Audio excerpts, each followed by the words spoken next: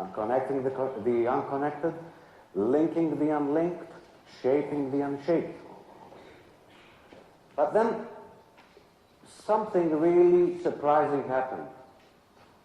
After a couple of days, I met a middle-aged gentleman in his early 50s. He touched me and he moved my heart so much that I changed my decision. And I said, it's best if I tell the story of this gentleman instead of talking about strategic innovation. So I'm here today to open up my heart, reach to your hearts, and connect. This is what leveraging our CMC value is about.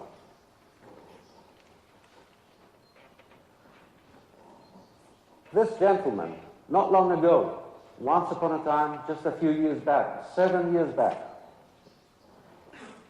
he already was in his mid-40s,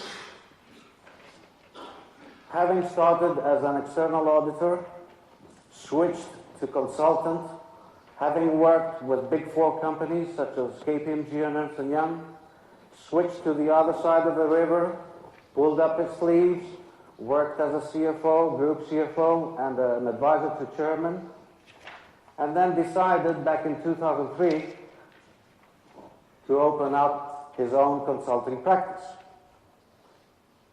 Till 2007, the practice was thriving.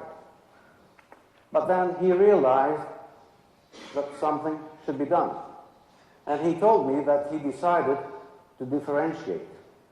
There were various ways to differentiate, but the best thing that he thought to differentiate was to go ahead and search for certification. And that's how his CMC journey began.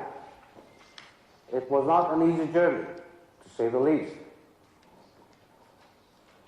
His quest began in 2007.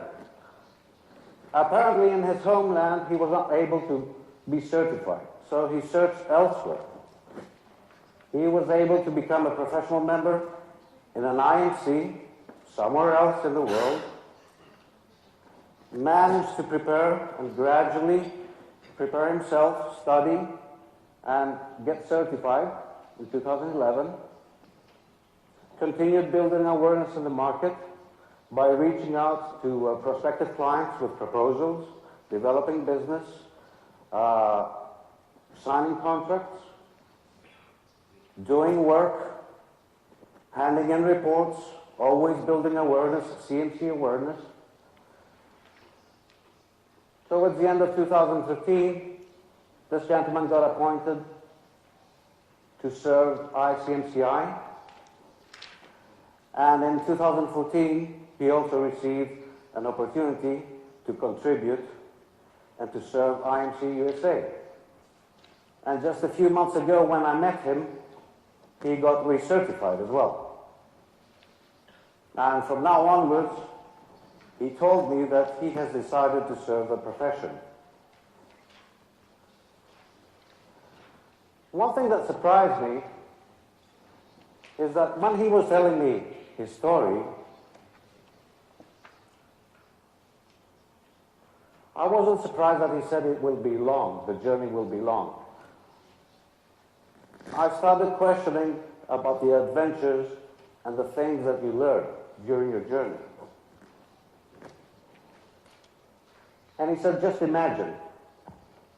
Let me give you an example of an adventure, of what the worst thing that can happen to you and the best outcome on the other side. An oxymoron. On one hand, imagine yourself operating in an economy which is in a meltdown situation, a landscape of ashes. I don't want to read these numbers. I don't, and I will not. Every day facing extinction, a meltdown economy, practically a perfect storm. What do? And above all that, think of an additional challenge. Being the only CMC in that market, the only one spreading and evangelizing the word, no IMC national support, no local chapter help, no nearby colleagues to share problems, experiences, practices, and above all that, imagine having your practice halved twice, downsized twice, and facing each and every day extinction. What do? It's a double perfect storm.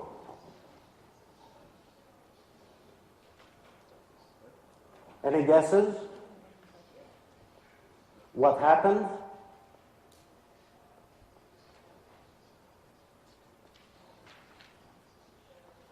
He just gave me the outcome first, the result.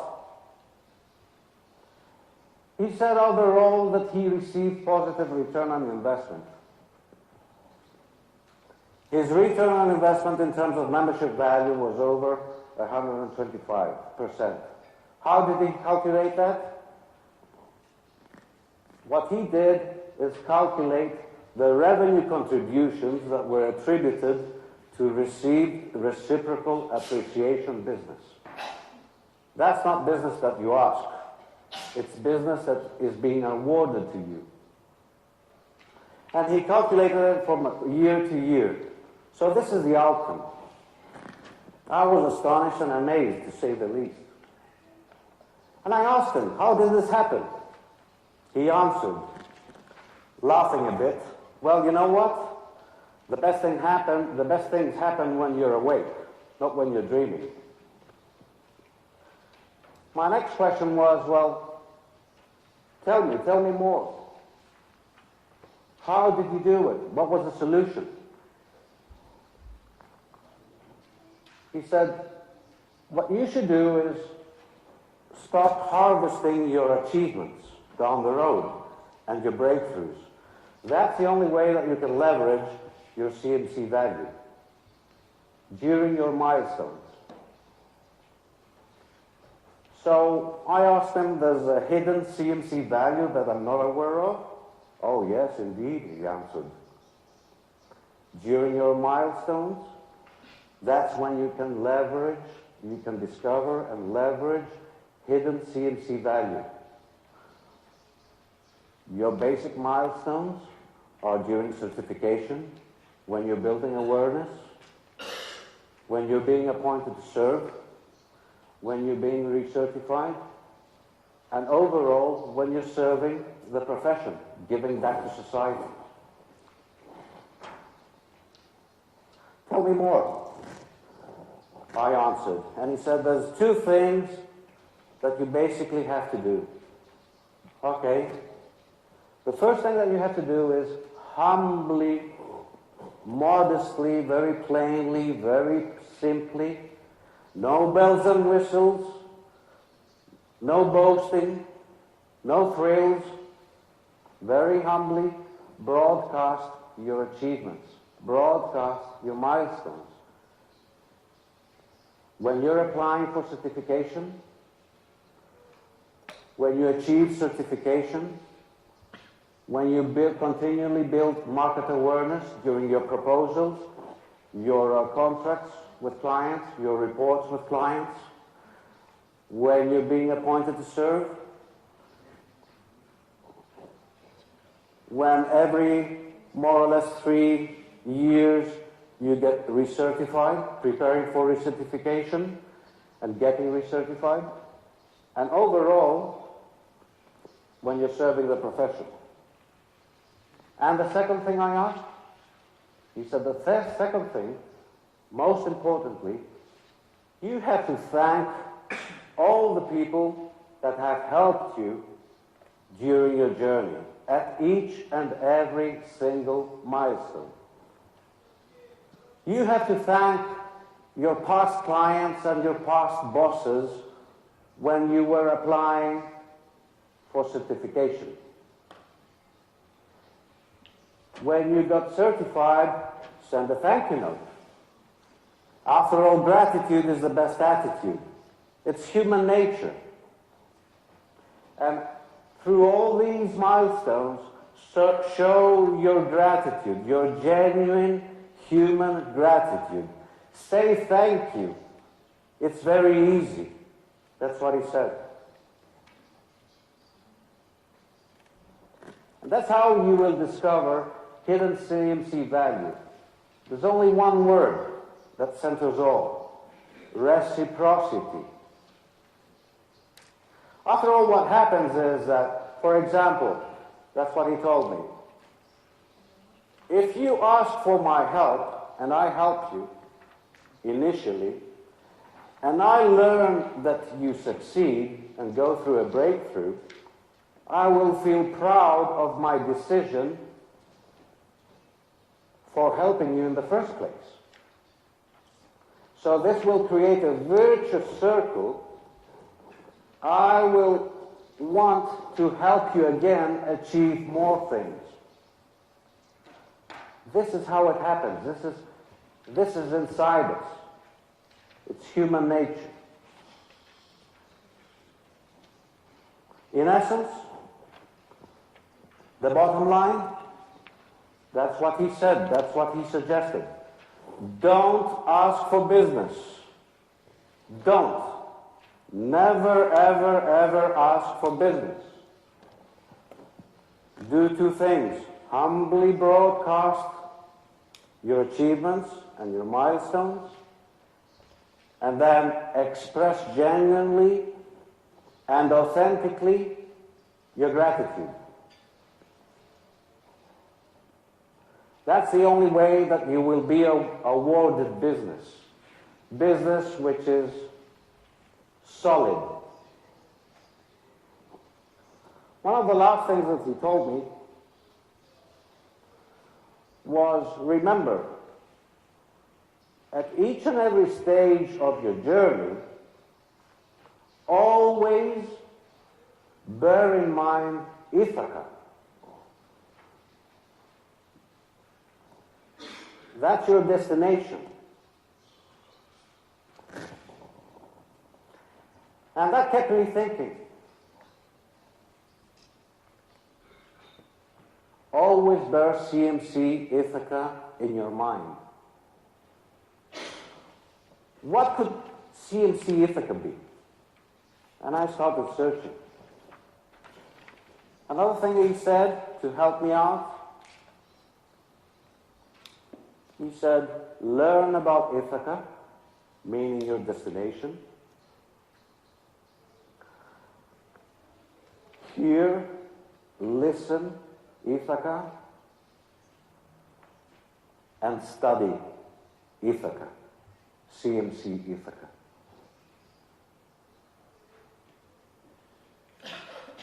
So, diving into Greek mythology, I found about Odysseus and Ithaca. And then searching along the way, I found a poem. And I'd like to share this poem with you. What I usually do is I read, listen, and study this poem each and every time I approach a milestone. Each and every time I go through an achievement. Let me share it with you.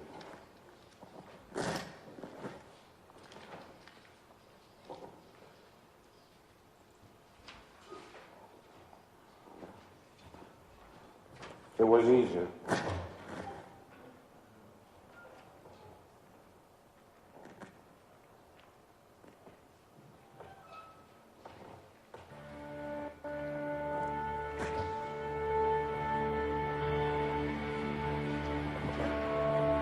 I said I will share it with you, so I have to be here.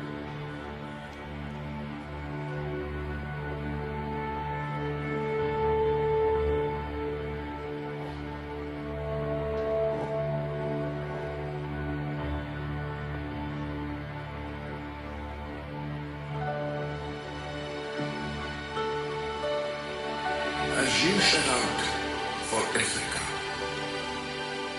Hope that your journey is a long one, full of adventure, full of discovery. Laestrygonians and Cyclops, angry Poseidon, do not be afraid of them. You'll never find things like that on your way, as long as you keep your thoughts raised high. As long as a rare sensation touches your spirit and your body. Laestrygonians and Cyclops, wild Poseidon, you won't encounter them unless you bring them along inside your soul. Unless your soul sets them up in front of you. Hope that your journey is a long one. May there be many summer mornings when with what pleasure, what joy, you come into harbor seen for the first time. May you stop at Phoenician trading stations to buy fine things, mother of pearl, coral, amber, and ebony, sensual perfume of every kind. As many sensual perfumes as you can. And may you visit many Egyptian cities to learn and learn again from those who know. Keep Ithaca always in your mind. Arriving there is what you're destined for. But do not hurry the journey at all. Better if it lasts for years, so that you are old by the time you reach the island, wealthy with all you have gained on the way, not expecting Ithaca to make you rich. Ithaca gave you the marvelous journey. Without her, you would not have set out. She has nothing left to give you now. And if you find her poor, Ithaca won't have fooled you.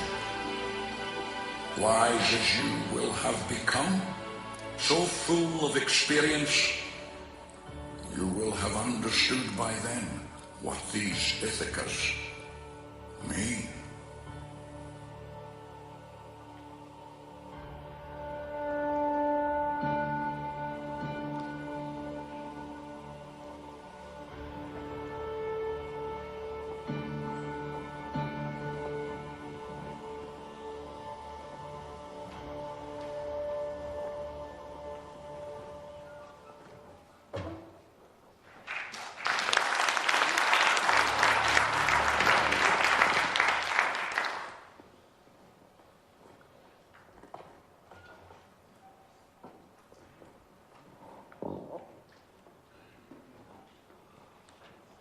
I would like to thank you.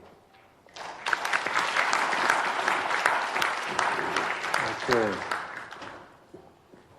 Thanks so much for your outstanding presentation.